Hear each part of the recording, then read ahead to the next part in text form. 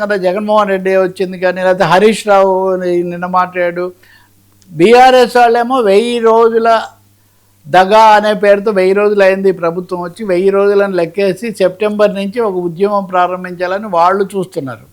ఇంకోమైనా BJP వాళ్ళు సరే BRS అంత దూకుడుగా కాకపోయినా వాళ్ళు రకరకాలుగా సవాళ్ళ మీద సవాళ్ళు.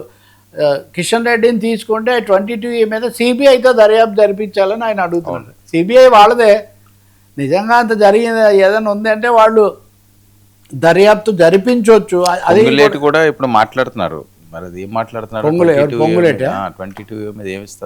పొంగులేటి టోటలీ డిఫెన్స్లో ఉన్నారు. ఈరోజు వాళ్ళు ఒక లిస్ట్ కూడా ఇచ్చారు.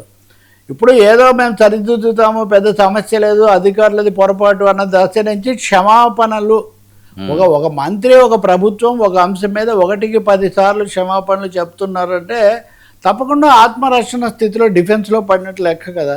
ఎవరైతే చాలా దూకుడుగా ఉన్నారో అంతకుముందు పొంగులేటి తన కాస్త గట్టి అనుకున్న ఆయనే దీనికి బాధ్యత తీసుకొని, కాదు ఆయన ఒకడే చేయలేదు, ఆయన రేవంత్ రెడ్డి కూడా కలిసి చేశారన్నది ప్రత్యర్థుల ఆరోపణ. సో ఇది తప్పకుండా రేవంత్ రెడ్డి ఒక రాజకీయ చుడిగుండంలో ఆయన ప్రభుత్వం ఉన్నట్టు లెక్క. ఈ సమయంలో కాంగ్రెస్ అధిష్టానం, కాంగ్రెస్ నాయకత్వం ఎలా ఉంటుందంటే రకరకాలుగా ఉంటుంది. నిన్నటి వరకు వర్మతో ఉన్నారు కాబట్టి రేపు కూడా వాళ్ళు వర్మతోనే ఉంటారని ఏం లేదు.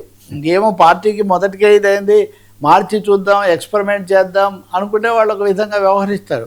కానీ అలా చేయొద్దు, మళ్ళీ మనుషులు దొరకరు లేదా మళ్ళీ వనరులు తెచ్చేవాళ్ళు దొరకరు అన్న ఆందోళన ఒకవైపు. మొత్తం మీద తెలంగాణలో పొలిటికల్ మూడ్ కొంత మార్పు లేదా కొంత షేక్ అవుతున్న పరిస్థితి మాత్రం ఉంది.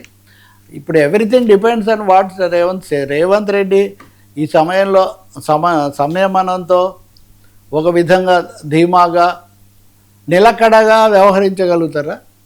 గతంలో లాగే మాట్లాడితే మటుకు, గతంలో లాగే కొంచెం మాట జారితే మటుకు అది బెడిసి కొట్టే పరిస్థితి. ఇప్పుడు చాలా చాకచక్యంగా చాలా జాగ్రత్తగా వ్యవహరిస్తే తప్ప ఇప్పుడు వస్తున్న తుఫాన్ని ఎదుర్కోవడం మటుకు కష్టం.